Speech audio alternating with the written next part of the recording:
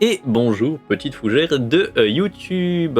On se retrouve à nouveau pour une petite session de lecture. Nous sommes à la suite de la précédente VOD. Nous sommes toujours donc sur Hilaria, récit intime pour un féminisme révolutionnaire, écrit par Irénée. Nous arrivons dans un nouveau chapitre, le chapitre 3, féministe contre le fascisme. Ça sera en plusieurs parties, à savoir résister à la menace fasciste, une affaire familiale, héritage franquiste, définir et comprendre le fascisme, fascisme contre les femmes, l'impératif antifasciste. On est parti avec résister à la menace fasciste, une affaire familiale. El Tío Tziki devait être un personnage. Les récits familiaux racontent que lorsque les fascistes bombardaient la ville de San Sebastián, depuis les côtes, et que le peuple courait se réfugier dans les souterrains, Tziki prenait sa guitare. Il chantait et il dansait sous le bruit des bombes, telle une allégorie de la vie qui s'ouvre en résistance face à la menace fasciste. Bien qu'il n'y ait de toute évidence aucune trace de cela, hormis dans les souvenirs transmis depuis 4 générations, ces dires ne paraissent pas incongrus au vu de la vie de El Tío, et qu'il a mené par la suite. Il faut savoir que lorsque Tziki a déserté l'armée franquiste, il a trouvé refuge dans une espèce de cabaret, sous la protection d'une femme qui y travaillait. Pendant plusieurs semaines, il s'est déguisé en musicien aveugle. Il jouait dans le cabaret pour un public rempli de soldats franquistes, sans jamais se faire connaître. La tia Pili, toujours soucieuse de faire résister la mémoire face à l'oubli, a laissé une trace écrite de ce périple. Pili, la mujer que hablaba, la femme qui parlait. Quelques années après la guerre, El Tío, ainsi que d'autres jeunes républicains de la Parte Vieja, le quartier de la vieille ville de San Sebastián, formèrent un groupe musical comique. C'est le début de Los Xey. Leurs spectacles festifs, originaux, amusants, rencontrent vite une certaine popularité localement. Ils partent faire une tournée de quelques mois en Amérique. Et à la surprise de tous, le groupe rencontre un succès si fulgurant qu'ils resteront presque 10 ans là-bas, traversant l'Amérique latine, mais aussi les États-Unis. Ils iront jusqu'à rencontrer plusieurs chefs d'État, friands de leur talent, ignorant sûrement le sort que ces jeunes Basques avaient connu quelques années auparavant. Mon grand-père, El Eitona Manolo, a toujours conservé des disques de son oncle. Les musiques de Los Xey résonnaient sans faute à chaque réunion de famille, même lors de nos visites plus furtives. Je connaissais par cœur la chanson La rana que cantaba debajo del agua, la grenouille qui chantait sous l'eau. El Eitona adorait la mettre, et j'adorais la chanter. C'était sans avoir pleinement conscience que mon arrière-grand-oncle en était l'un des interprètes, et c'était surtout sans connaître son histoire. Et bonjour Jean-Mi, j'espère que tu vas aussi bien que possible en cette belle journée. Installe-toi, mets-toi bien, nous sommes en pleine lecture de Hilaria, récit intime pour un féminisme révolutionnaire. Quand le coup d'État a eu lieu le 17 juillet 1936, El Tío Tziki a 19 ans. Les troupes fascistes entrent dans la ville en septembre. Contrairement aux raccourcis que l'on tend à faire, les franquistes n'étaient pas les seuls à être impliqués dans le soulèvement. À San Sebastián, ce sont les Requestés, des miliciens carlistes, qui ont pris la ville. Ils rentrent par le quartier de Gross, via la Calle Miracruz, non loin du centre-ville. Connus par les fascistes du fait de leur activité militante, les 3 garçons de la famille sont donc contraints de fuir, comme nous l'avons dit précédemment. Le jour où les carlistes entrent dans la ville, la famille La Huerta Rezola reçoit une visite. Quelque temps avant, un homme sans domicile avait commencé à se rendre chez eux. Pendant des semaines, peut-être des mois, il apparaissait tous les matins. Hilaria lui servait une tasse de café, lui donnait un bocadillo, lui prêtait le journal du jour, provoquant souvent même les plaintes de ses propres enfants qui lui reprochaient de laisser l'homme lire le quotidien avant eux. Ainsi passaient les jours. Ce jour de septembre, alors que l'ombre fasciste recouvre la ville côtière, l'homme se présente au domicile de ma famille. Il a troqué ses vêtements troués pour un uniforme propre de Requete, et il lance une menace à Hilaria. Je sais ce que vous faites dans cette maison. Je vous ai à l'œil. Ainsi que, découvrant qu'ils avaient été sous surveillance des services secrets, les oncles ont dû quitter les lieux. Il n'y a aucune trace des visites quotidiennes ni des menaces de cet homme, Le fait que les garçons de la famille, ou du moins Tsiki, aient été sous surveillance, prouve bien confirmation dans les archives. Le jour où Tsiki finit par se rendre à l'armée, il a dû être jugé par un tribunal militaire. Pendant le procès, la priorité est de déterminer si Tsiki était ou non Rojo. Visiblement, des renseignements sur lui auraient été demandés au Service national d'information et d'investigation de la Phalange, le parti fasciste espagnol. Les renseignements sont ainsi rendus dans une lettre retrouvée par l'association, la Sociedad de Ciencias de Aranzadi. L'intéressé sympathisait avec le parti nationaliste basque. Pendant la domination rouge séparatiste, il n'intervint pas et n'entreprit aucune action d'aucune sorte. Il partit à Bilbao le 12 septembre 1936 et là-bas il fut obligé d'intégrer les troupes. Cette déclaration est très intéressante car, comme le montrent les archives que nous avons commentées précédemment, mon oncle a bien eu des activités de Rojo avant et pendant la guerre, notamment au sein de l'ANV, et qu'il n'a pas été contraint de rejoindre l'armée républicaine puisqu'il avait lui-même demandé à intégrer la formation de pilote. Son nom, Alfredo La Huerta, figure derrière dans la liste des donateurs du journal Euskadi Roja, l'organe du parti communiste d'Euskadi. On apprend ainsi qu'en 1937, du haut de ses 20 ans, il a fait un don de 9 pesetas à la publication, preuve d'un engagement politique protéiforme. La prima Marta m'a expliqué le décalage entre tout ceci et ce qui fut dit, et ce qui fut dit de lui pendant le procès de guerre. En apprenant qu'il allait être jugé, des proches de la famille se sont mobilisés afin de droitiser le profil de Tsiki, tentant de le faire passer pour un bon chrétien, sans intérêt pour aucune idée de gauche. Cela montre bien que toute archive est à analyser avec recul, puisque en se contentant de lire les traces écrites du procès, sans vue d'ensemble de la situation, on se tromperait assez largement au moment de dresser le profil d'El Tío. Quand les hommes partent à la guerre, les femmes de la famille restent à la maison. Hilaria, Lola, Conchi, Coro, Pili. Dans la Casa de Pena Florida, pendant un temps, vivait aussi la tia Encarna.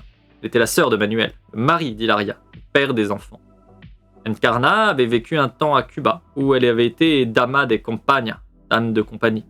Elle est âgée quand elle vient vivre avec Hilaria et les enfants. Je crois même qu'elle était devenue sourde ou presque. Et sa présence était précieuse dans le foyer.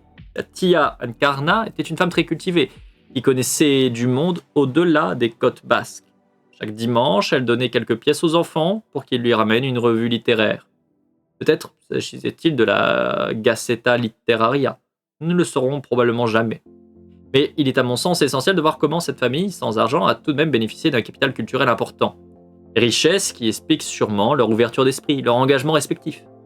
Pili se souvenait comment, enfant, elle allait au théâtre avec Hilaria. Dans le théâtre Victoria Eugenia, elle a une fois assisté à une pièce du légendaire Enrique Rambal. Hilaria emmenait aussi la petite au cinéma. Je ne sais pas si la tia Encarna est toujours en vie quand la guerre éclate, mais les garçons partent et les femmes restent dans le foyer. Destin féminin donde los haya. Et on insiste toujours, et à raison, sur le vécu des hommes du peuple parti au front défendre la vie de la menace fasciste. Il ne faudrait pas pour autant ignorer les histoires de celles qui sont restées à la maison. Elles ont tout fait pour survivre lorsque les bombes détruisaient leur ville, quand le fascisme a pris le contrôle de leur vie, et alors qu'elles savaient que leurs proches mouraient au front. La résistance n'est pas l'apanage de ceux qui ont porté des armes.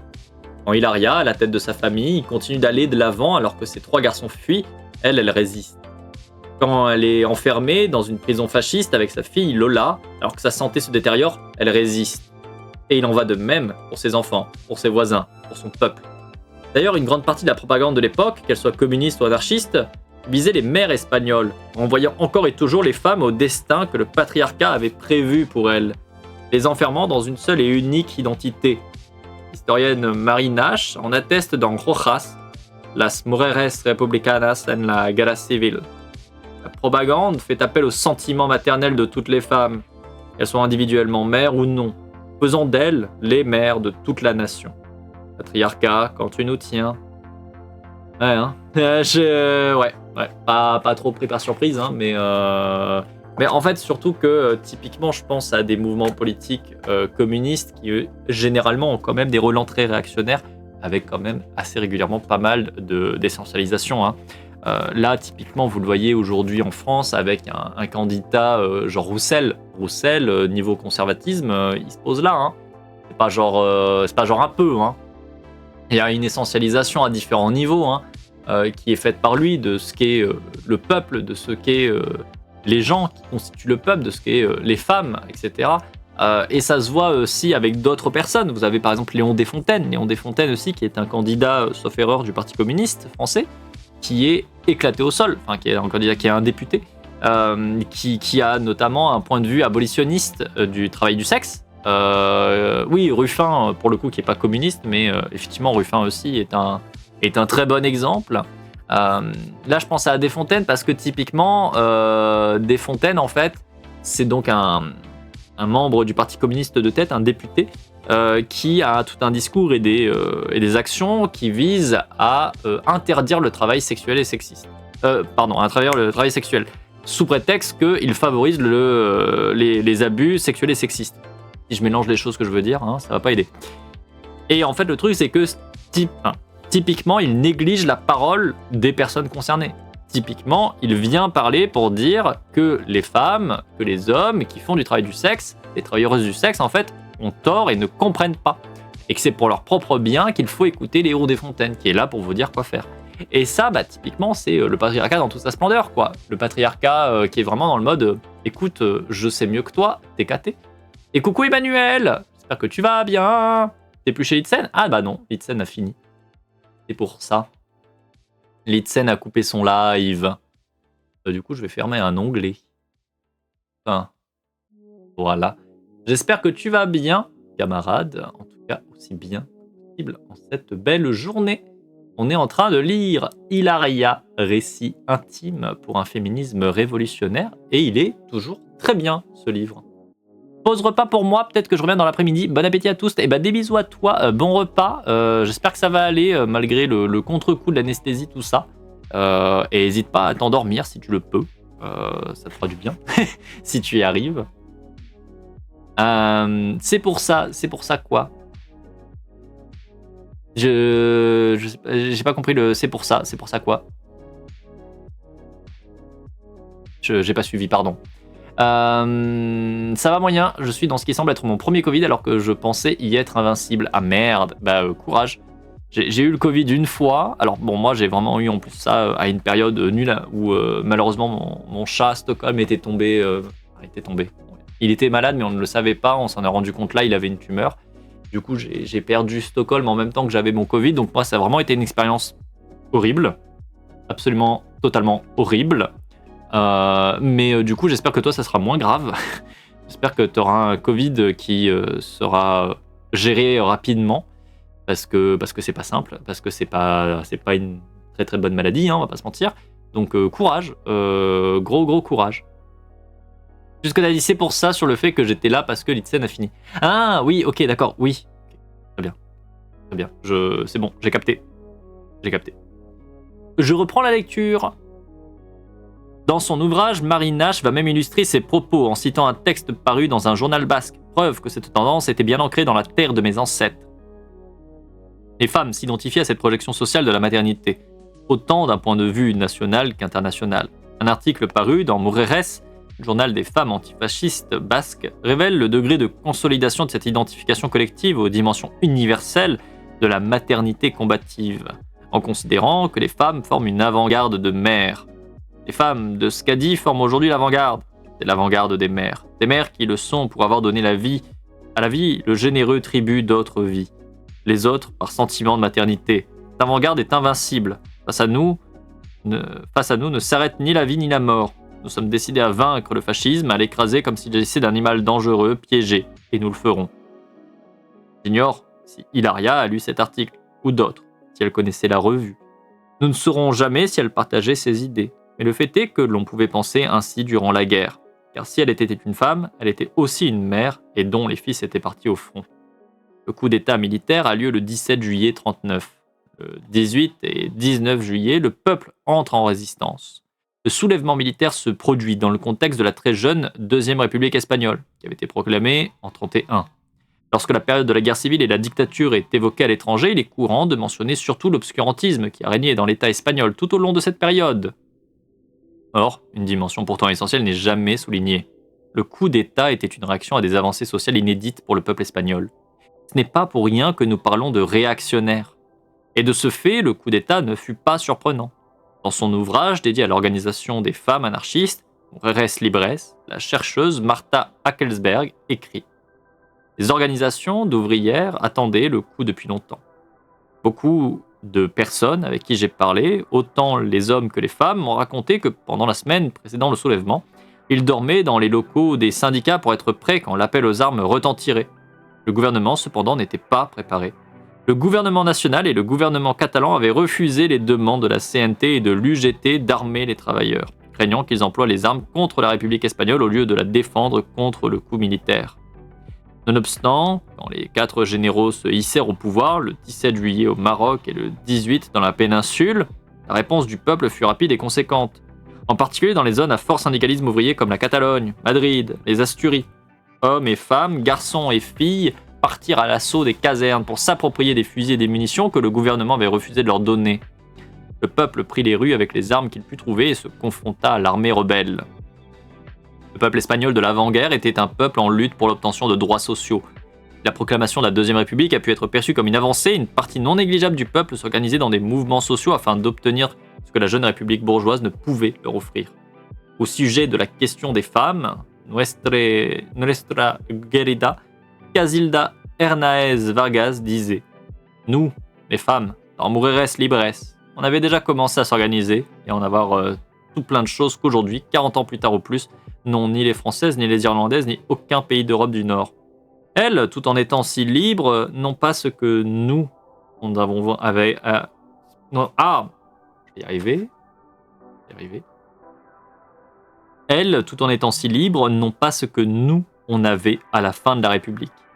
La formation de Mujeres Libres obtint l'avortement, le divorce, et toutes ces choses-là naturellement, mais aussi une personnalité féminine, qui se réalise aujourd'hui par certaines individualités féminines, universellement reconnues comme êtres humains et comme êtres d'exception. En effet, au cours de la Deuxième République, les femmes espagnoles ont obtenu le droit de vote le 1er octobre le 31 et ont pu l'exercer pour la première fois le 23 avril 33 lors des élections municipales, puis le 19 novembre 33 lors des élections générales. D'autres pays ont obtenu ce droit bien plus tôt. Il est important de comprendre que la République espagnole s'est mise en place dans la douleur, puisque le pays sortait tout juste de la dictature de Miguel Primo de Rivera, entre 23 et 30. On ne parle pas tellement de cette période, mais mon pays avait été davantage marqué et traumatisé par l'ère franquiste. Parmi les récits de ma famille qui m'ont été transmis, ou les documents et archives que j'ai pu récupérer, aucun ne mentionne vraiment cette époque. Pourtant, Hilaria et ses enfants ont bien connu cette période si turbulente. Je suis pas sûr qu'une autre génération ait connu tant de changements politiques. Monarchie, 2 dictatures, guerre, fin, arrivée du fascisme espagnol. Et pourtant, au milieu de tout ce chaos, de toute cette tragédie, on arrive à déceler des histoires joyeuses, des histoires vivantes. Héritage franquiste. Je suis la première génération de ma famille à être née après la dictature. Mes parents sont nés pendant les dernières années du franquisme et ont grandi lors de la mal nommée transition démocratique. Une période instable où les crimes du franquisme, ainsi que leurs principaux auteurs, ont été blanchis, oubliés, voire placés à des postes de pouvoir dans le nouveau régime démocratique. Mes grands-parents paternels sont nés en pleine dictature dans les années 40, alors que mes grands-parents maternels sont nés en sol républicain pendant les années 30. 4 décennies de dictature fasciste qui ont marqué plusieurs générations. Celles venues, après comprises. D'autant plus marquées qu'il n'a jamais été question ni de réparation ni de transformation. Il y a de quoi marquer les esprits. L'histoire du franquisme et du fascisme en Espagne est une histoire récente. Franco a pris le pouvoir en 1939. Il l'a gardé jusqu'à sa mort, le 20 novembre 1975, bien que officieusement d'autres aient assuré le bon déroulement du régime durant les dernières années de sa vie. À sa mort, le pouvoir a été donné à celui qui avait été désigné par le dictateur en personne comme son héritier. Le roi Juan Carlos, petit-fils d'Alfonso XIII, roi que la République avait détrôné en 1931. Franco avait pris Juan Carlos sous son aile dès son enfance afin de lui inculquer ses valeurs. Ainsi, la fin de la dictature a marqué le retour de la monarchie, toujours en place à ce jour, alors même que la famille royale avait été destituée avec l'avènement de la Deuxième République. L'héritage franquiste dont les Espagnols subissent encore les effets ne se limite pas au domaine symbolique. Les traces du franquisme sont concrètes, réelles, matérielles, palpables. En 2022, on compte toujours plusieurs centaines de rues dont les noms font référence au franquisme. Environ une centaine portent le nom de Franco, ou font directement référence à lui. Cela vous semble surprenant, choquant, aberrant. Dites-vous que la situation était bien pire il y a 7 ans. Un article publié le 29 février 2020 par le journal El Confidencial affirme. En décembre 2015, El Confidencial recensait 1200 rues dans toute l'Espagne portant encore le nom des principaux héros du franquisme et du coup d'État du 18 juillet. Franco, José Antonio Primo de Rivera, Ramiro Ledesma, les généraux Mola, Queipo, Delano, Moscardo, Sanjurjo, Varela, Milan Astrey. Parmi ces rues, 317 portent le nom de Franco, 373 celui de José Antonio. 4 ans plus tard, environ 400 rues de 249 communes maintiennent leur dénomination franquiste après que sa trace a été effacée de près de 800 plaques. Les 94 rues et places portant le nom de Franco ne sont dépassées que par les 158 en l'honneur de José Antonio. Et bonjour Litzen, j'espère que tu vas bien, que tu te portes bien, en tout cas aussi bien que possible, et que le live était cool. J'avoue que j'étais complètement dans le lurk intensif, très très fort, mais j'espère que ça s'est bien passé. Tu arrives sur un live lecture, on est en train de lire Hilaria, récit intime pour un féminisme révolutionnaire, et c'est vachement bien. Voilà, c'est vraiment vachement bien. C'est écrit par Irénée, qui est donc une personne qui est d'origine espagnole, et une militante d'origine espagnole qui est vraiment très cool. Et comme on a dit plusieurs fois, ça fait tellement du bien de lire en fait quelque chose qui est basé, quelque chose qui est solide, quelque chose qui est dans mon courant de pensée aussi, hein, mine de rien. J'avoue que ça fait du bien parce que ces derniers temps, on a fait beaucoup de lectures qui sont quand même très nulles. Très nul. En même temps, on a fait des lectures par des mecs blancs. Voilà, ça dit beaucoup de choses. Ça dit beaucoup de choses. Donc, c'était pas très bien les dernières lectures. Et là, vraiment, ça fait du bien. Et j'espère que toi, ça va mieux. Bah, écoute, oui et non. Je dois rappeler jeudi matin le garagiste pour voir s'il peut venir s'occuper de ma voiture. Le truc, en fait, c'est que c'est 3 frères qui tiennent le garage. Et quand j'ai enfin réussi à les avoir, parce que j'ai galéré à les avoir, mais je comprends mieux. Quand j'ai réussi à l'avoir hier, en fait, le frère qui était là m'a expliqué que les 2 autres frères sont en arrêt maladie. Du coup, il est en train de tenir le garage tout seul. Du coup, il m'a dit, là, c'est grave la merde et je peux pas m'absenter parce que ma voiture est plantée. Elle est plantée en plein centre-ville et du coup, elle ne peut pas se déplacer. Donc il m'a dit là, je ne peux même pas quitter le garage en fait. J'ai personne si je quitte le garage, donc c'est chiant. Il m'a dit avec un peu de chance, jeudi matin tu me rappelles et il y en a au moins un des 2 qui est revenu d'arrêt maladie. Donc je vais voir jeudi matin, je vais essayer de les rappeler et peut-être qu'on pourra s'occuper de ma voiture. À côté de ça, sinon la santé ça reprend du poil de la bête. Ça y est, là je me suis reposé hier, j'ai pas stream, du coup mon corps s'est remis un petit peu. Au niveau de mon PC, on a trouvé un moyen de s'assurer que le PC pose pas trop problème. C'est-à-dire qu'en fait, c'est la dernière mise à jour qualité de Windows qui fait tout planter. C'est un problème qui a été relevé aussi par d'autres gens, hein, donc je suis pas la seule personne qui a ça. Même si ça a l'air d'être pas super répandu, ben, le fait est qu'il y a plusieurs personnes qui sont emmerdées. Donc là, grâce à Céron, elle m'a montré comment faire. On a annulé la dernière sauvegarde, donc du coup mon PC marche, et surtout, on l'a bloqué pendant 5 semaines, parce que je peux pas bloquer pendant plus que 5 semaines. Donc voilà, il est bloqué pendant 5 semaines, pas de mise à jour pendant 5 semaines, avec l'espoir très fort qu'il y aura un patch qui va sortir, et peut-être que ça marchera. Ça y est, mais j'ai plein de problèmes aussi. Ah bah vraiment cette mise à jour de merde, hein. Non mais vraiment la mise à jour pourrie. C'est un enfer, hein. C'est un enfer, hein. C'est tellement chiant. Et après, du coup, pareil, hier, j'ai aussi réussi à rappeler la veto pour du coup annuler les rendez-vous pour mes chats, parce que j'étais censé amener mes chats pour des check-up, et en fait, du coup, je peux pas puisque j'ai pas de voiture. Voilà. Donc, un peu chiant. Et ce matin, je me suis rendu compte aussi, mais ça, c'est pas trop chiant. En vrai, ça m'a pas pris tant de temps que ça à gérer. Je me suis rendu compte que le fond de mon frigo, là où t'as l'évacuation pour la condensation, etc., était bouché. Et du coup, j'avais énormément de flotte et de trucs qui traînaient. Parce que du coup, t'as des petits dépôts de matière qui sont censés être embarqués, qui du coup n'étaient pas embarqués. Donc j'ai dû tout nettoyer ce matin. Mais ça, c'est bon, c'est fait. Mais ça va mieux du coup. J'ai géré tous les trucs que j'avais à gérer. Parfois un peu chiant, mais tout est géré. Tout est géré.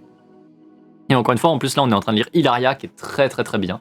Là, en fait, principe de Hilaria, grosso merdo, c'est que c'est une personne de sa famille décédée, une femme de sa famille décédée, à Irénée. Et on a du coup des petites séquences de la vie passée donc de sa famille autour de la vie d'Hilaria. Sachant que donc Hilaria a vécu en Espagne avec tous les régimes qui se sont succédés, notamment le régime franquiste, etc. Et donc tout simplement, à travers ces vignettes, à travers ces éléments de vie des femmes de sa famille, Irénée nous explique pourquoi, pour elle, un féminisme doit être un féminisme qui est révolutionnaire, un féminisme qui est antifasciste, un féminisme qui est intersectionnel, qui est contre le racisme, le validisme, etc. Un féminisme qui est contre la répression, qui est contre la pénalisation, qui est contre la criminalisation, qui est contre la prison, en fait, tout simplement, etc., etc. Et franchement, c'est vraiment très bien. Ça fait du bien, voilà. Un féminisme qui crame tout. Bah, oui et non, qui crame tous les trucs oppressifs, sans distinction, pour pouvoir construire autre chose. Ce qui est le point important. Parce que si on se contente de vouloir absolument juste tout cramer, on passe à côté que pourquoi est-ce qu'on veut cramer des trucs en fait? On veut cramer des trucs qui sont oppressifs pour pouvoir construire quelque chose d'autre, pour construire un autre. Du coup, il ne faut pas juste tout cramer. Ça ne sert à rien de tout cramer pour tout cramer. Il faut cramer ce qui est problématique et surtout, avant de commencer à cramer ce qui est problématique, il faut déjà réfléchir et établir ce qu'on veut construire et commencer à le construire en fait, en parallèle. Enfin, voilà. Je connais Paul Frigo, hein, relou. Hein. Bah franchement, c'est un truc qui arrive une fois de temps en temps. Tu fais pas gaffe quand tu mets un truc dans le frigo, tu fais tomber quelque chose qui vient bloquer. Ça arrive, je pense, à tout le monde. C'est juste que si tu fais pas attention, bah en fait, t'as quand même vachement de la flotte qui coule partout. Et à un moment donné, tu fais attends, mais pourquoi tout est trempé? Et tu t'en rends compte et tu comprends. Et là, tu fais merde.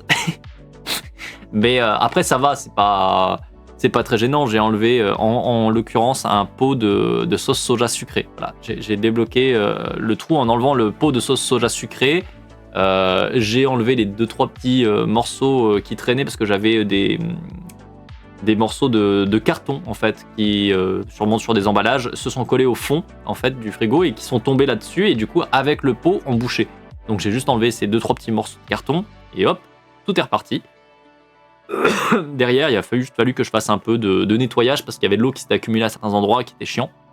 Mais franchement, c'est pas grand chose quoi. C'est juste que c'est chiant parce que ça pue, parce qu'il faut le gérer et que t'es là en mode oh flemme. Mais vraiment, c'est pas très très très gênant. Vraiment pas très très gênant. Je reprends. De par la loi sur la mémoire historique, ces dénominations de rues sont illégales.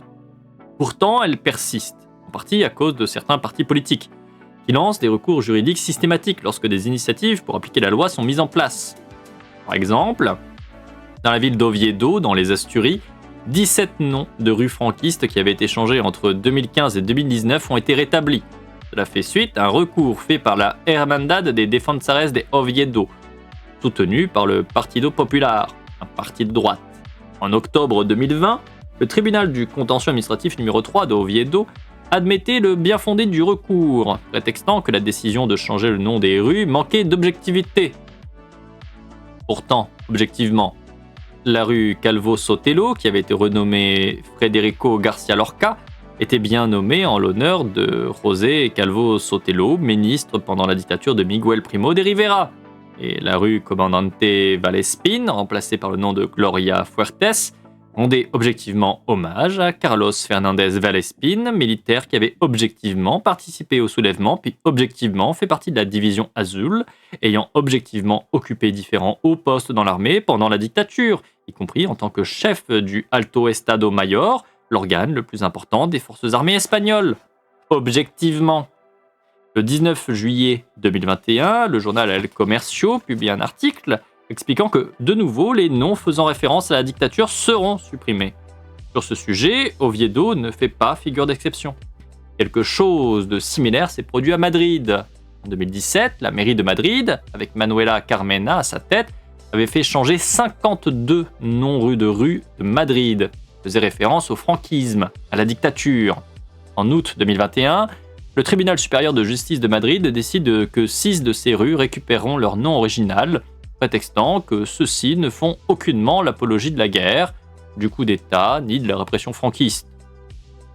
Pour information, l'une de ces rues est celle de Los Caídos de la División Azul, les tombés de la Division Bleue, une division militaire de soldats espagnols que Franco envoya rejoindre les troupes de l'Allemagne nazie afin de lutter contre l'Union soviétique. Mais les noms de rues portant le poids du fascisme ne sont pas les seuls résidus du franquisme avec lesquels nous continuons de vivre. Ah là là là là, la droite, hein, la droite, tout ça. C'est toujours impressionnant, hein, vraiment, hein. Toujours impressionnant. Le corps du dictateur Franco a été exhumé le 24 octobre 2019 lors d'une cérémonie solennelle, sommet de l'indécence. Pendant plus de 40 ans, le principal responsable de la guerre civile et de la dictature a été enterré à El Valle de Los Caídos, un monument en hommage aux morts de la guerre civile.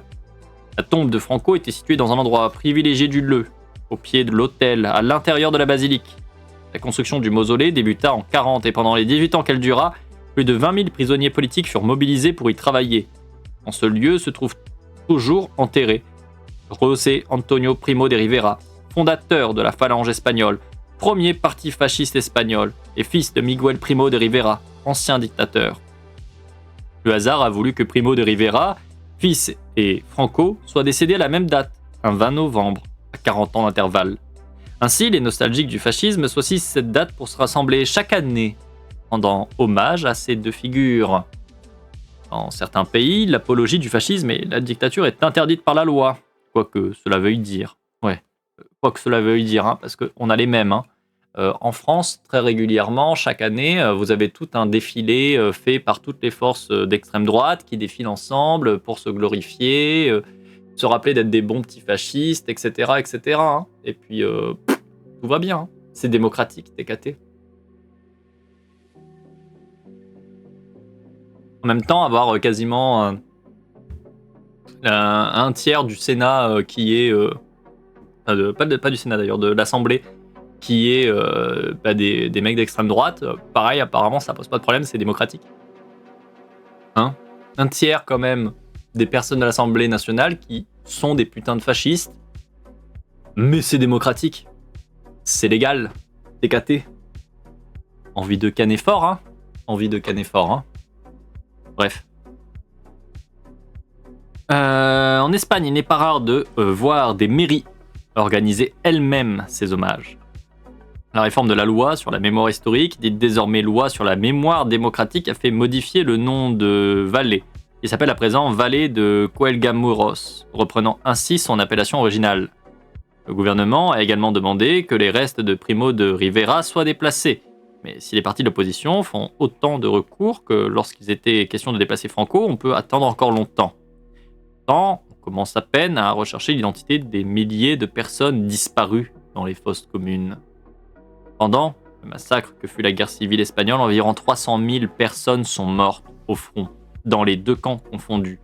Près de 200 000 personnes furent exécutées. Dans les premières années de la dictature, entre 1939 et 1943, la répression fut sans pitié. Un article publié dans Diario 16 indique: on calcule qu'entre cette année-là, 1939, et 1943, la répression franquiste a pu tuer entre 40 000 et 50 000 détenus lors d'exécutions sommaires et dans l'édite balade, un célèbre euphémisme qui servait pour cacher une procédure macabre de crimes massifs employés durant ces années dans le but d'exterminer toute trace de dissidence républicaine. Ce jour, personne ne sait avec exactitude combien de milliers d'exécutés sont montés dans un véhicule ou une camionnette et ont été transférés dans des lieux isolés pour y être fusillés et enterrés dans un caniveau ou une fosse commune. Avec un nombre aussi considérable de victimes pour une si courte période dans un pays ravagé par la guerre, les fosses communes sont devenues monnaie courante. Et qui dit fosse commune dit que des milliers de personnes n'ont pas bénéficié d'un enterrement digne, que des milliers de personnes n'ont pas pu faire leur adieu, tout simplement car elles ignoraient, et ignorent encore, où étaient enterrés leurs proches. On estime à environ 140 000 le nombre de personnes disparues. Les premières fosses ont été ouvertes en 2001, et à ce jour, environ 25 000 victimes ont été identifiées, ce qui ne représente qu'une infime part des personnes enterrées dans les plus de 4000 fosses réparties sur le territoire. Des gens cherchent encore des membres de leur famille. Des milliers de personnes aimeraient donner une sépulture digne à leurs ancêtres. Nous ne pouvons pas parler du passé, alors que les enjeux et la douleur sont bien présents. En 2021, un réalisateur espagnol, Pedro Almodóvar, sort un nouveau long métrage, Madres Paralelas. Au milieu du récit de vie des deux personnages principaux, Janice et Anna, de la narration de leur rencontre, de la maternité, de leur évolution, un autre enjeu apparaît. Janice, interprétée par Penélope Cruz, cherche à faire ouvrir la fosse commune du village où elle a grandi et dans laquelle son arrière-grand-père est enterré, ainsi que d'autres voisins de la localité.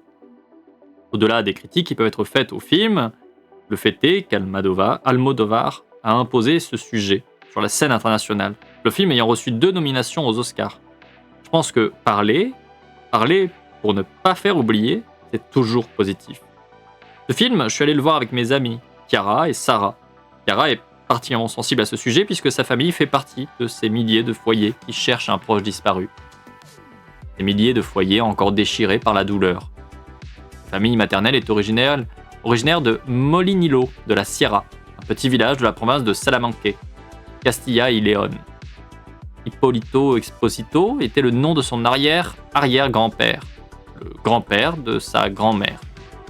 Expósito est le nom qui, à l'époque, était donné aux enfants orphelins. Les origines d'Hipólito sont donc inconnues. Au début de la dictature, il fut accusé d'être un rojo, pour ne pas avoir voté pour le bon candidat aux élections municipales. Le soir où les franquistes sont entrés dans le village pour venir le chercher, Hipólito a refusé de courir se cacher, comme le fit son frère à ce moment-là. Il n'avait rien fait de mal. Il ne voyait aucune raison de fuir. Les soldats l'ont embarqué dans une camionnette, lui et d'autres voisins du village. Le lieu où il a été fusillé demeure inconnu. Son fils, Andrés, avait comme objectif de retrouver son corps. Tristement, la mort l'a emporté avant qu'il n'y parvienne. Alors ses enfants à lui, dont la grand-mère de Chiara, ont promis qu'ils le retrouveraient à sa place. Un des fils a mené l'enquête aux côtés d'une association pour l'établissement de la mémoire historique, jusqu'à trouver la fosse où Hipólito serait enterré, visiblement. La fosse n'a toujours pas été ouverte, comme tant d'autres. Les ouvriers demandent un travail laborieux, des financements, mais aussi de s'engager dans des querelles judiciaires avec ceux qui veulent que les souvenirs restent enterrés. La famille de Chiara, ainsi que d'autres voisins du village, ont pour projet d'organiser un hommage aux personnes enterrées dans la fosse l'été prochain. Quand elle l'évoque, Chiara parle d'un héritage douloureux. C'est partie de la 4e génération à chercher Hipólito. 4 générations traversées par la douleur, qui n'ont pas pu entamer leur deuil. La déchirure, j'ai pu la constater lors du visionnage de Madres Paralelas. Alors oui, il y a peut-être à redire sur ce film, mais personne ne pourra lui enlever le mérite d'avoir montré au monde ne serait-ce qu'un aperçu de la douleur que des milliers de personnes ressentent dans notre pays, et depuis plusieurs générations. Je suis né à la fin des années 90, soit presque 25 ans après la fin de la dictature. Pourtant, à cette période, l'une des pratiques les plus abjectes de la dictature persistait, le vol d'enfants. Dès les années 40, la dictature, par l'intermédiaire de l'Église, commence à voler des enfants. Les victimes sont souvent des femmes ennemies du régime. Les enfants sont placés sous la tutelle de l'Église, vendus à des couples loyaux au régime. Ils sont donc éduqués dans des valeurs portées par celui-ci. L'objectif premier, c'était de couper le sang nouveau du socialisme, empêcher que la résistance puisse se reproduire. Et rapidement, cette pratique s'est devenue un négoce fructueux. Alors les victimes se multiplient. Ce ne sont plus forcément des mères adeptes des idées révolutionnaires. Parfois, ce sont tout simplement des femmes pauvres qu'on exploite sans scrupule. Les vols se produisent toujours dans des conditions similaires. À l'accouchement, on emmène l'enfant prétextant qu'il a un problème. Quelques heures après, on informe la mère du décès du bébé, en lui expliquant que c'est mieux pour elle de ne pas le voir. À la fin des années 50, on estime que le régime a volé des enfants à 30 000 femmes. Au total, il y aurait un total de 300 000 affaires. Des médecins, des nonnes, d'autres membres de l'Église ont perpétué cette pratique, et ce jusqu'à la fin des années 90. Ça signifie que, pour ce qu'on en sait, les plus jeunes victimes ont presque mon âge. Il y a en Espagne des jeunes de 25 ans qui ont été volés et vendus à leur naissance. Des mères qui font le deuil d'enfants toujours en vie. C'est chaud. C'est chaud de ouf. Les réactionnaires reprochent à la gauche de vivre dans le passé, d'avoir une sorte d'obsession pour la guerre civile et la dictature, de ne pas laisser couler, de refuser d'oublier. Et comment oublier une réalité qui nous entoure? Une réalité qui imprègne littéralement nos sols, notre terre. Une réalité présente dans nos lois, dans nos institutions politiques. Une réalité qui coule dans nos veines, qui se manifeste dans un traumatisme collectif intergénérationnel. Une réalité qui est gravée, qui est marquée sur notre peau comme au fer rouge. Ouais. Chaud, hein? Chaud. Je vous vois plus parler dans le chat. C'est un peu trop lourd pour vous. J'espère que ça va, en soi. J'espère que vous trouvez toujours ça intéressant. Oula, excusez-moi. J'espère que vous trouvez la lecture bien, même si les sujets sont vénères, hein, on va pas se mentir. C'est quelque chose, hein. C'est quelque chose. Hein. Bah, c'est toujours pareil, hein. Par contre, les témoignages, parce que du coup, Hilaria alterne tout le temps entre des témoignages, du coup, issus de sa famille, de l'histoire de sa famille, de son pays, et ce qu'elle pense, ce qu'elle établit. Les témoignages sont toujours un petit peu glaçants. Hein. On va pas se mentir que franchement, wow, hein. Violent, hein. Violent, hein.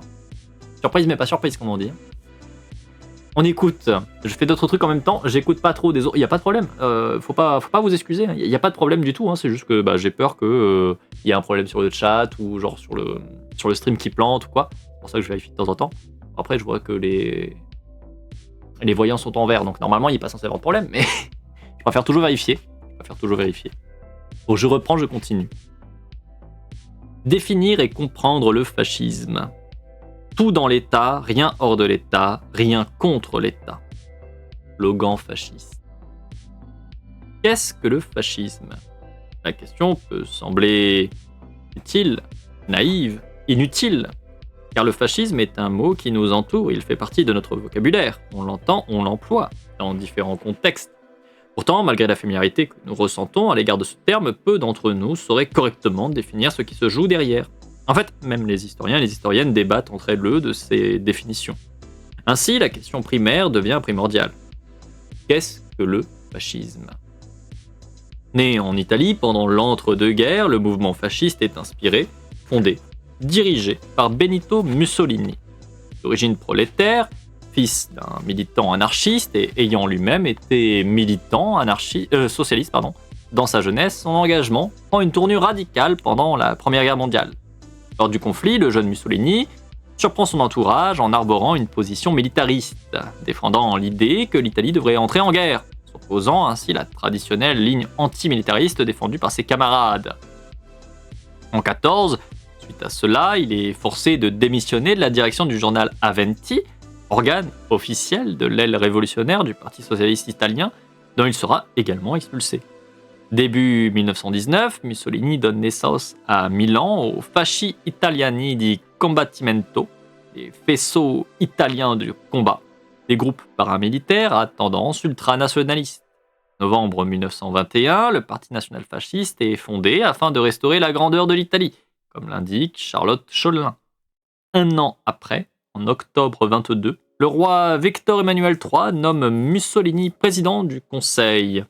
16 novembre de la même année, les pleins pouvoirs lui sont accordés. Ainsi, celui qui avait été en prison pour avoir lutté aux côtés des travailleurs, dans une perspective révolutionnaire, finit par instaurer un climat de terreur inédite. L'historien et sociologue Marc Lazare explique. Le substantif fascisme comme le mot et l'adjectif fasciste ont trois principales acceptions.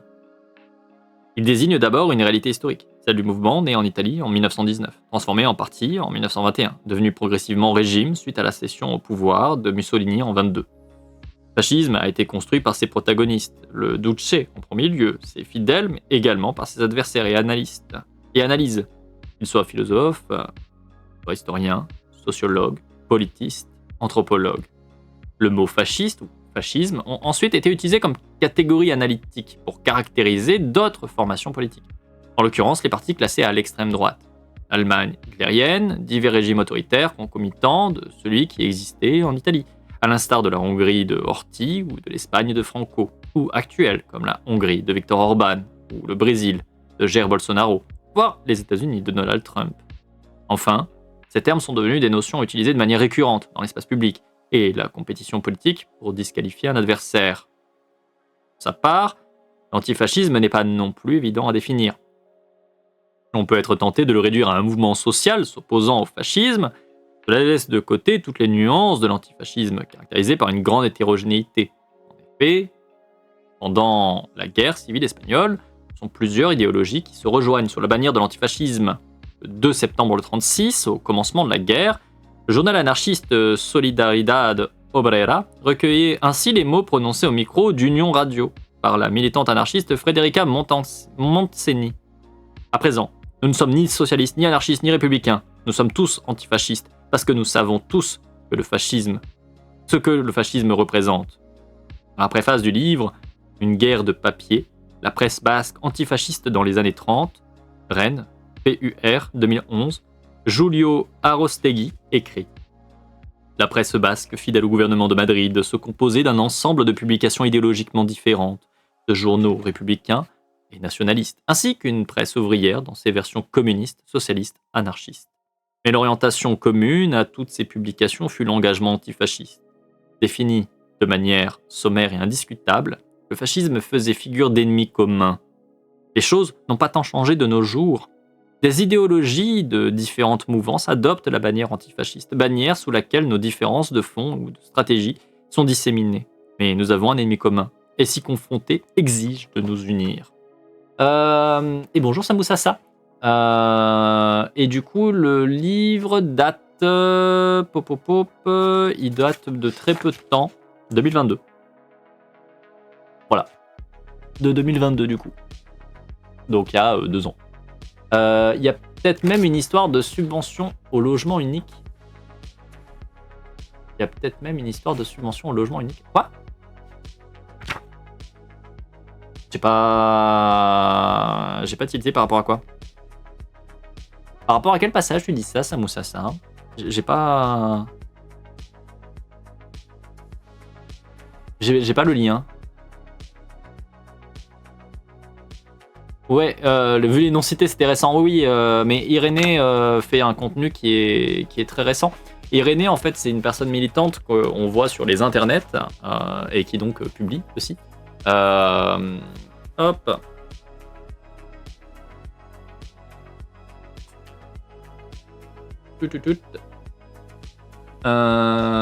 Et typiquement, je vais vous partager sa page Babelio. Voilà. Donc c'est cette personne qu'on est en train de lire. Donc comme vous le voyez de façon, ne serait-ce que sur la page, mais même là dans ce qui est dit dans le bouquin, c'est une personne qui est née dans les années 2000, en l'occurrence en 2000, et qui a déjà fait plusieurs ouvrages, notamment La Terreur féministe et celui qu'on est en train de lire actuellement. Qui a des prises de position notamment via les réseaux, je crois via Instagram, il me semble. Je dis peut-être une bêtise, mais il me semble que c'est via Instagram. Et pour le coup, son contenu est vraiment cool. Je trouve qu'il est très pertinent. Je trouve que justement, le taf qui est fait est très propre et très très très bien. Donc pour le coup, c'est aussi pour ça que je vous fais cette lecture, parce que vraiment, c'est bien. Voilà. Très stylé, c'est solide et tout. Je suis en train de me demander de quoi fait référence notre camarade. Et je ne sais pas. Je sais pas de quoi parle Samoussassa.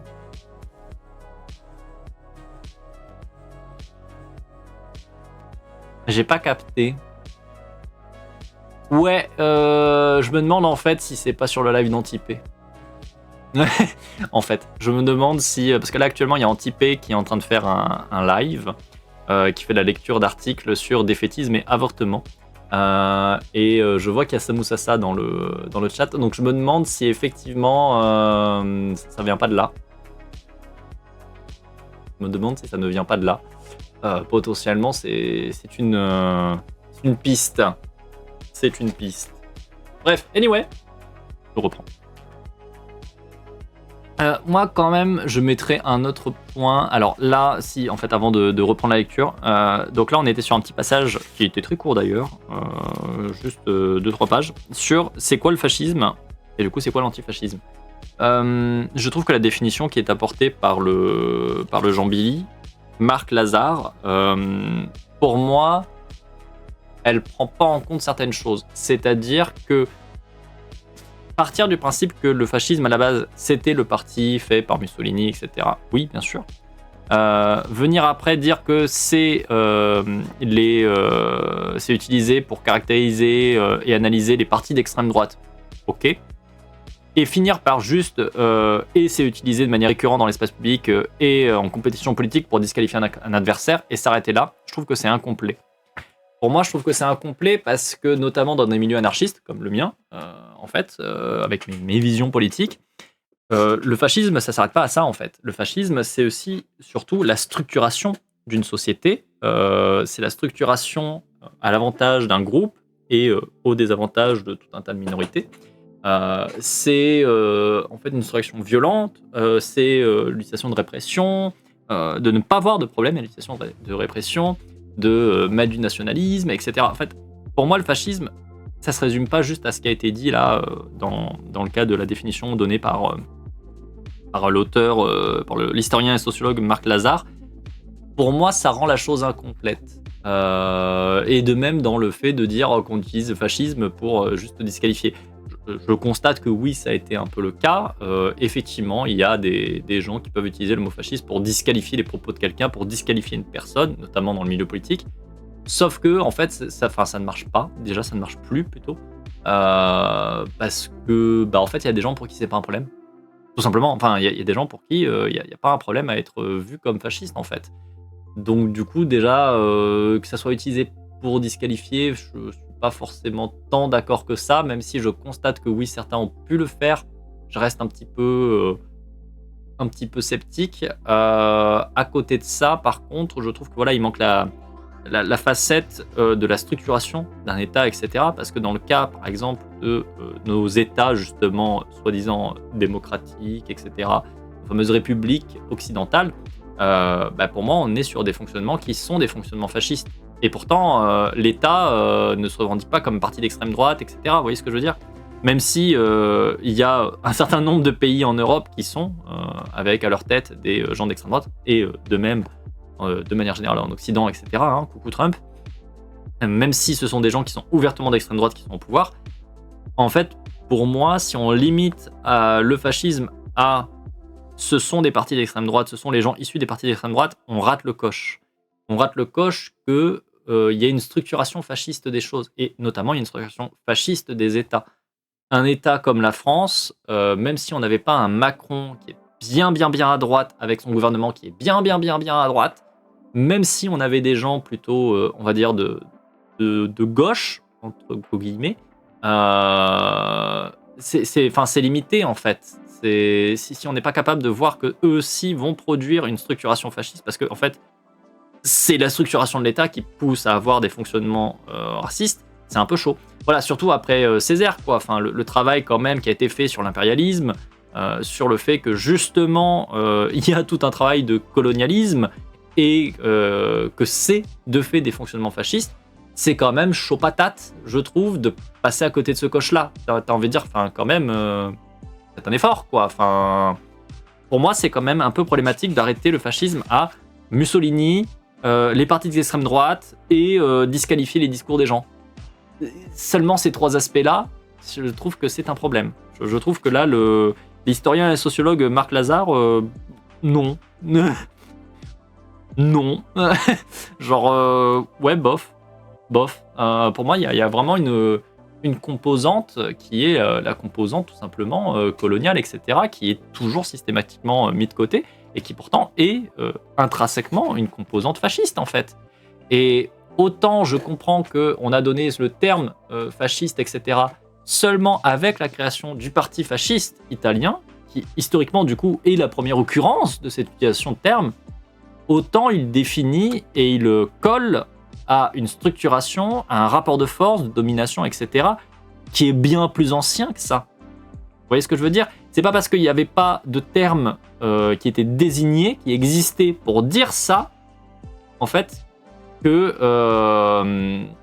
ça ne sert pas à définir quelque chose qui était là avant. Voilà. Après, c'est une citation dans un livre. Si le livre fait 120 pages, il n'a pas vocation à faire des digressions de l'espace. Non, je suis d'accord. Bah, c'est pour ça que là, je parle des propos de l'historien Marc Lazare. Je parle pas du point de vue d'Irénée. Surtout qu'Irénée dit que elle, pour le coup, elle reprend des définitions qui ont été données et qu'elle, en fait, ce qui lui semble le plus important, en fait, c'est l'antifascisme. Et que l'antifascisme, c'est le fait que malgré nos différences, malgré nos objectifs, stratégies, etc., en fait, on a un ennemi commun et que du coup, ce qui fait l'antifascisme, c'est le fait qu'on fait front commun. On fait front commun alors qu'on est en soi différent. C'est ça le point qui est défendu par Irénée, qui est mis en avant par Irénée, et je suis assez raccord là-dessus. Voilà, là-dessus, j'ai pas grand-chose à vous dire. Moi, c'est juste là la définition de ce Jean Billy, parce que je pense que ça me semble important de le rappeler que ce point de vue-là, il est un peu blanc-centré, européano-centré, quoi, et que c'est bien de se décentrer. Tout simplement. Ça me semble important de faire un petit focus là-dessus parce que trop souvent, comme tu l'as dit, c'est rond, hein, c'est un raccourci qu'on voit en fait. On voit très très régulièrement et ça, typiquement, là, c'est les paroles d'un historien et sociologue. Autrement dit, ça, c'est probablement aussi le point de vue, la démarche qui est pris comme valide au sein d'un monde universitaire, etc. Et c'est ça le souci. Pour moi, c'est proche de l'utilisation du point Godwin aujourd'hui. On l'utilise pour discréditer le discours contradictoire en mettant en avant une exagération. De la même façon, on va te dire, pour être fascisme, c'est utiliser des grands mots. Ouais. Je reviens sur mon point. Il y a plein de gens pour qui c'est pas un problème d'être traité de fasciste. Et même qui se revendiquent. Du coup,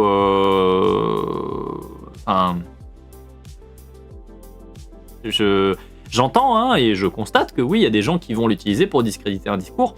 Après, il y en a plein qui vont utiliser aussi, sciemment, le fait de dire que le fascisme et de traiter de fasciste, c'est fait pour discréditer, pour ne pas étudier, pour ne pas analyser, pour ne pas prendre du recul, pour ne pas écouter la critique. Et ça aussi, pour moi, c'est un problème. Vous voyez ce que je veux dire? Il y en a plein qui vont venir en disant ah oui, mais de toute façon, toi, tu traites tout le monde de fasciste, et donc, hop, on s'en fout, parce qu'en fait, voilà, ça discrédite le fait que, soi-disant, tu es censé me discréditer avec l'accusation de fascisme. Et, enfin, vraiment, je suis peut-être mal exprimé. C'est peut-être aussi que je comprends pas forcément ce que vous me dites des fois. Hein. Vous savez, on est deux dans une conversation, je peux aussi passer à côté, quoi. Pour moi, le point Godwin ironise la situation, car comme on l'a dit, pas mal de choses en Occident, pas mal de choses ont des liens fascistes. Et sur les grands mots, l'anti-intellectualisme du fascisme est connu. Donc ouais, voilà, c'est ça. Je vais reprendre la lecture, ceci dit. Je bois un coup.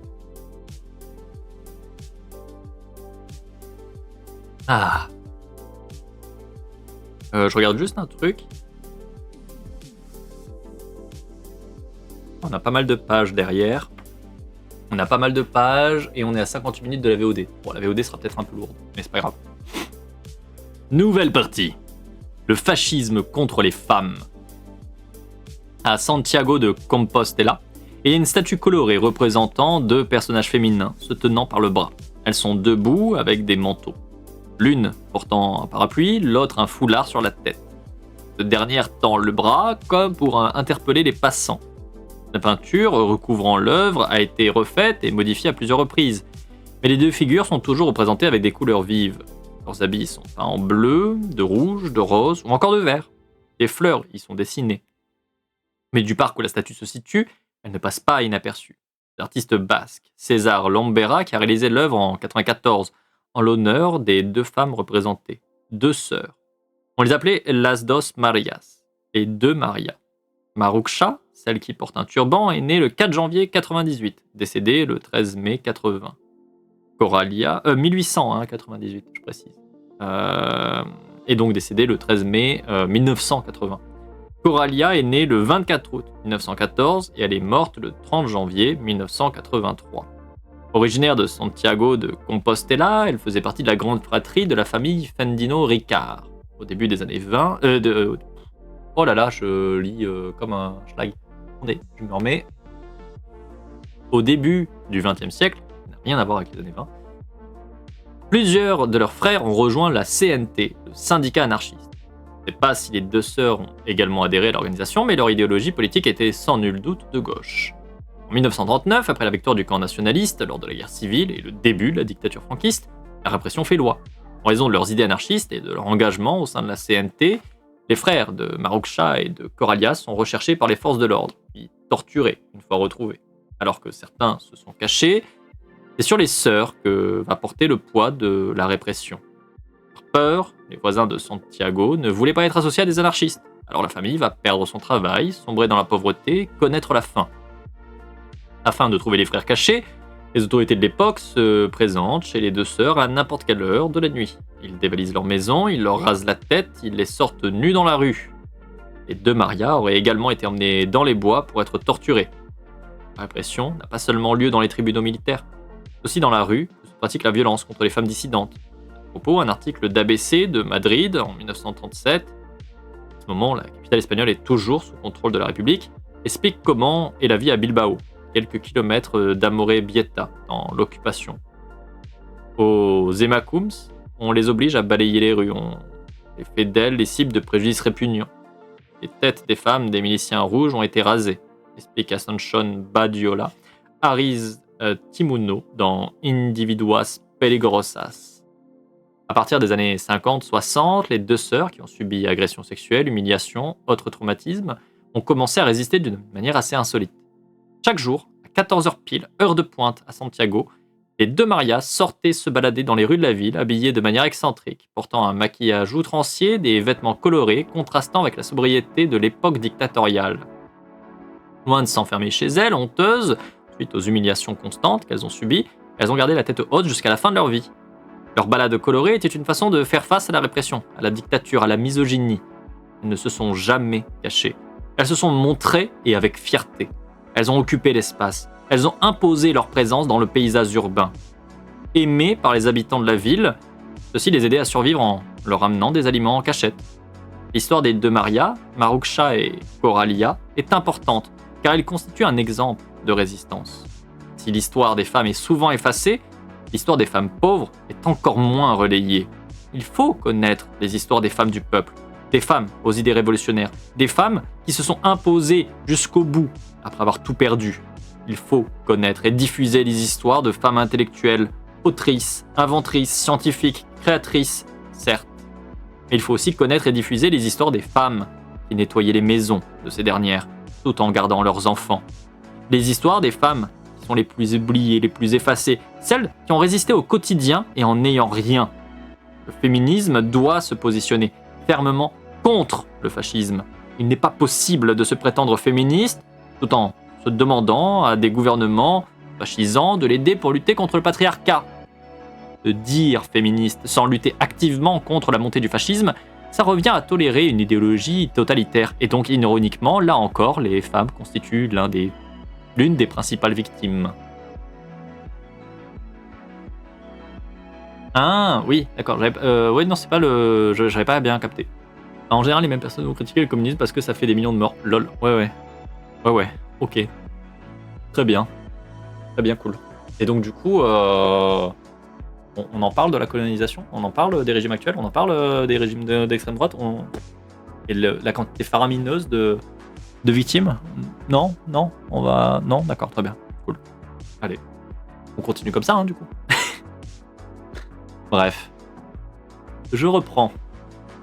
Dans le livre Actions scandaleuses et rébellions quotidiennes, celle qui est sûrement la féministe états-unienne la plus célèbre, Gloria Steinem, revient sur une insulte traditionnellement attribuée aux féministes. J'ai nommé le traditionnel féminazi.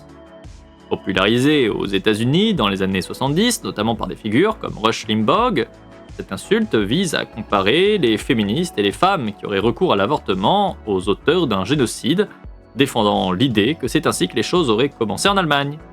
L'indécence de cette tendance n'est pas sans ironie puisque, comme le développe Steinem dans son article, les nazis étaient foncièrement anti-avortement. La misogynie, l'exaltation de la famille nucléaire traditionnelle était la base de tout régime fasciste. Sous Hitler, avorter c'était une trahison, un crime qui était passible d'emprisonnement et de travaux forcés pour les femmes, de la peine de mort pour celles et ceux qui pratiquaient les avortements.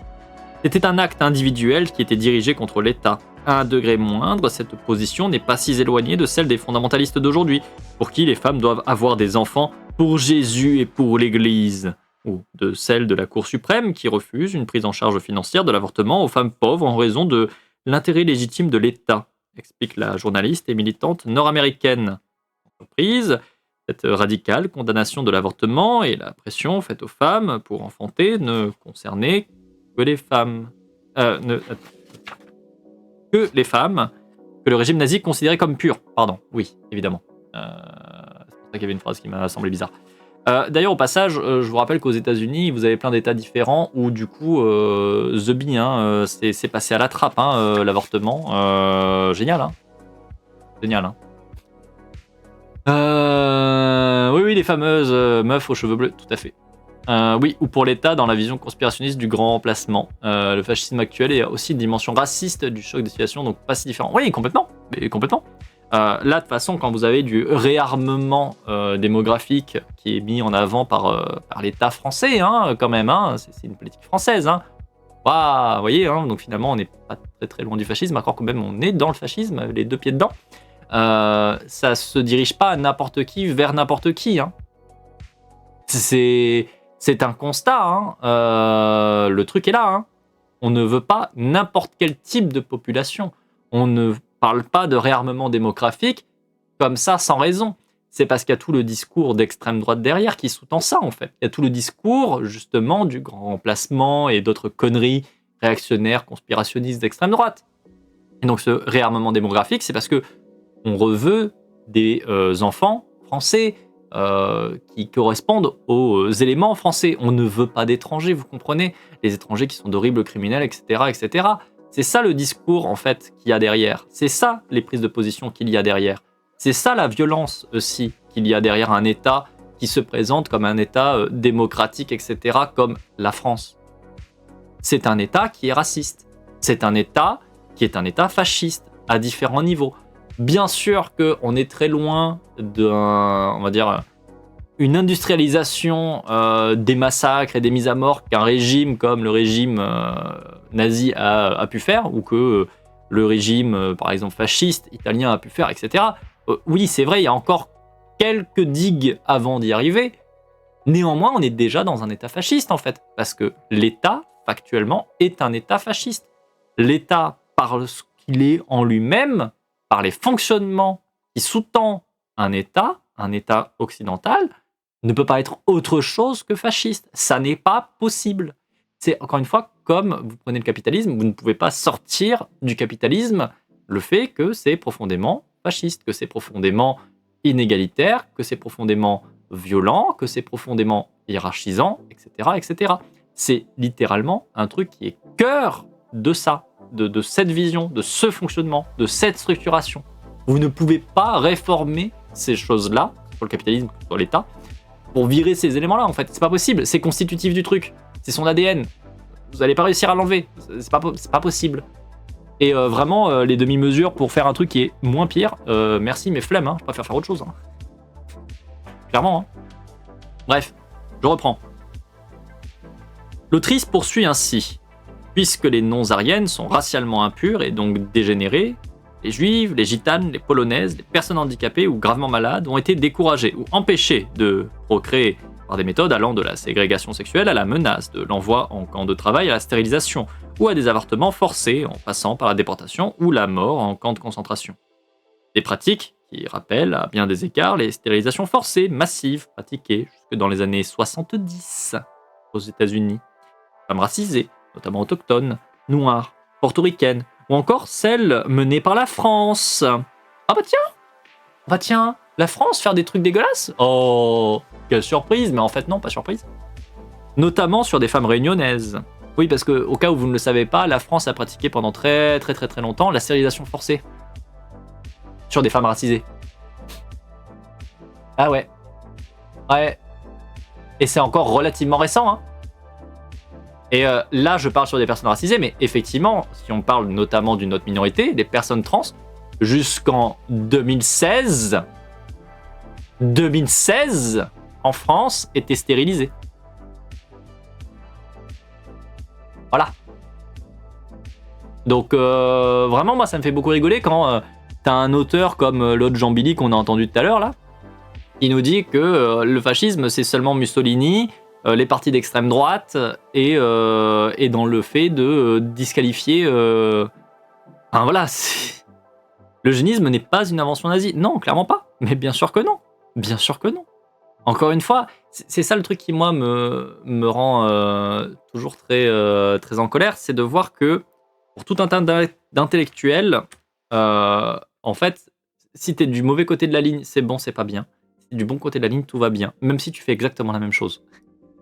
Et t'es là en mode, bah non, en fait. Non, non, ça marche pas comme ça, en fait. C'est triste, hein, mais non. Il n'y a pas le fascisme mais gentil parce qu'il est bleu et le fascisme mais méchant parce qu'il est rouge, je ne sais quel, ou brun, ou je ne sais quelle autre couleur. Non. Ça ne va pas marcher. C'est de la merde dans les deux cas. Bon, bref. Allez, je reprends. Loin de ce que l'on pourrait penser, ces pratiques sont toujours d'actualité. Les stérilisations forcées sont même pratiquées, par exemple en Chine, sur des femmes ouïghours, ou encore aux États-Unis sur des femmes migrantes.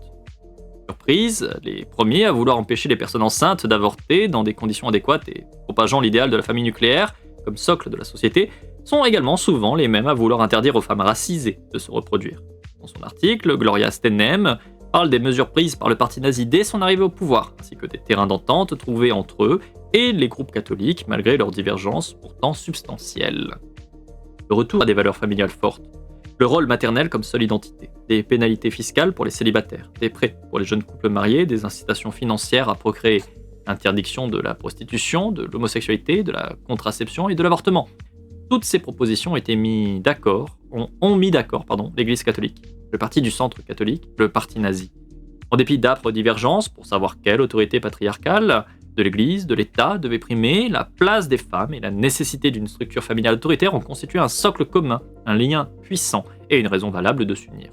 Comme l'écrit l'historien britannique Tim Marson, ce type de consensus partiel ou apparent sur certaines questions de fond entre groupes d'intérêts sectoriels et catégories privilégiées a été l'un des principaux piliers du nazisme. L'antiféminisme n'était pas une dimension accessoire ou opportuniste du national-socialisme, en était un élément essentiel. Comme le dit Marson, la misogynie en général et l'antiféminisme en particulier forment une des caractéristiques structurantes de l'idéologie fasciste. Le fascisme est misogyne. Le fascisme se positionne contre les femmes. C'est son essence même. Être féministe, mais ne pas se positionner clairement et fermement contre une idéologie qui fait de notre domination le principe de son existence, c'est laisser libre cours à un mouvement qui menace dangereusement nos libertés et nos conditions matérielles d'existence. C'est ne pas reconnaître l'un de nos principaux ennemis comme tel. Le fascisme est misogyne. Por el feminismo será antifascista o no será. Par conséquent, le féminisme sera antifasciste ou ne sera pas. De las generaciones de las rosas que en el fondo del tiempo se han perdido, quiero que una se salve del olvido, una sin marca o signo entre las cosas que fueron, el destino me depara, este don de nombrar por vez primera, esa flor silenciosa la postrera, rosa que Milton acercó a su cara, sin verla. De toutes les générations de roses qui, au fond du temps, se sont perdues, je voudrais qu'une seule soit sauvée de l'oubli, mais sans marque ni signe parmi tout ce qui fut. Le destin m'accorde ce don de nommer, pour la première fois, cette fleur silencieuse, la dernière, rose que Milton, sans la voir rapprocha de ton visage. Una rosa y Milton, Jorge Luis Borges. En Espagne, 13 femmes sont devenues des symboles de la répression fasciste envers les femmes. On les nomme las 13 rosas, les 13 roses. En 1939, au tout début de la dictature, elles ont été arrêtées, incarcérées. Elles ont été franquistes. La plupart d'entre elles étaient membres ou proches des Juventudes Socialistas Unificadas, le JSU, les Jeunesses Socialistes Unifiées. Le 5 août 1939, elles ont été fusillées en face du cimetière de l'Almudena, accusées d'un délit d'adhésion à la rébellion. Ce jour-là, au moins 56 personnes ont été exécutées, et la présence de 13 jeunes femmes a marqué les esprits. C'est la première fois que des mineurs étaient condamnés à mort. Cela interroge. On pourrait se demander pourquoi le meurtre de ces femmes a davantage marqué les esprits que celui des hommes tués le même jour. Comme si l'exécution de plusieurs dizaines d'hommes n'ayant commis d'autres crimes que celui de défendre leurs idéaux n'était pas tragique en soi. On pourrait se questionner sur un possible paternalisme encore bien ancré. Mais le fait est que ces 13 femmes ont été assassinées ce jour-là, victimes de la répression franquiste et de la terreur fasciste. Symbole de 4 décennies qui allaient faire sombrer la péninsule par la suite. L'une de ces femmes, Julia Conesa, a écrit dans une lettre juste avant de mourir Que mi nombre no se borre de la historia, que mon nom ne soit pas effacé de l'histoire. Alors j'écris leur nom, pour vous les transmettre, pour qu'ils résistent à l'oubli, pour les rendre éternels dans notre mémoire. Carmen Barrero Aguado, 20 ans. Martina Barroso Garcia, 24 ans. Blanca Brizac Vasquez, 29 ans. Pilar Bueno Ibanez, 27 ans. Julia Conesa, 20 ans. Adelina Garcia Casillas, 19 ans. Elena Gil Olaya, 20 ans. Virtudes González Garcia, 18 ans. Ana López Gallego, 21 ans. Joaquina López Lafitte, 23 ans. Dionisia Manzanero Salas, 20 ans. Victoria Munoz Garcia, 18 ans. Luisa Rodriguez de la Fuente, 18 ans.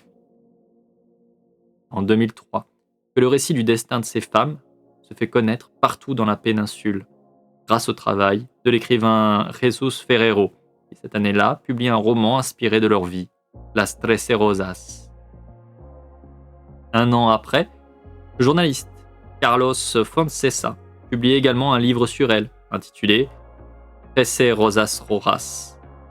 Par la suite, d'autres productions artistiques, littéraires, documentaires, cinématographiques, reprenant l'histoire de Las Trece Rosas, ont vu le jour, imposant ce récit dans la mémoire collective des Espagnols. Et le livre de Foncesa, purement historique, rigoureux, basé exclusivement sur des sources fiables, raconte le récit d'un point de vue précis et véridique. C'est le roman de Ferrero, qui, malgré des libertés littéraires, a su transcender le public. Jem Céspedes Calego a réalisé une étude comparative entre ces deux œuvres en 2007, à l'université Paris X. En guise de conclusion, il explique. Tenant compte de toutes ces considérations, nous comprenons mieux pourquoi le livre de Ferrero, tout en étant un roman et en introduisant plusieurs éléments inventés par rapport à l'histoire réelle, a été en grande partie responsable de la récupération de l'affaire des Trece Rosas dans notre construction mentale de l'histoire. Se situe, en termes lacaniens,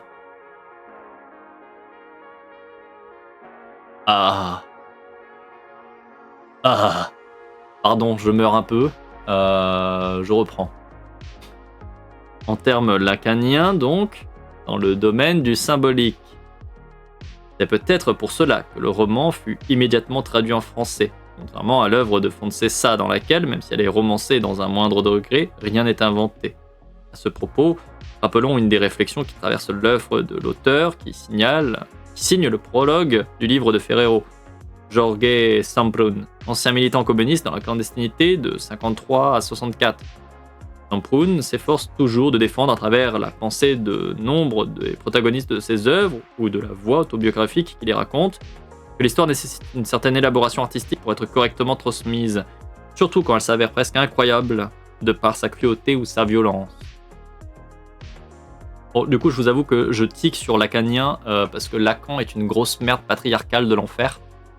Et du coup, vraiment, ça me trigger un petit peu de voir des gens toujours ne pas voir le problème, en fait, de manière générale, déjà, de la psychanalyse. Et à plus forte raison, d'un psychanalyste aussi connu que Lacan, quoi. Genre, vraiment... Lacan, quoi, bordel. Nick. Vraiment. Bref, anyway, je reprends. Même si j'ai tendance à être réticente quant à la romantisation de la violence faite aux femmes, ouais, ça, ouais, clairement, et davantage encore quant au fait d'ériger des victimes en martyrs, ouais, je ne peux nier que le travail de Ferrero a marqué un avant et un après dans la transmission de cette histoire. Mais je pense surtout que son ancrage dans notre mémoire populaire a été le fait de la multiplication d'œuvres et de publications qui, dialoguant entre elles, ont sorti l'oubli de sa sépulture.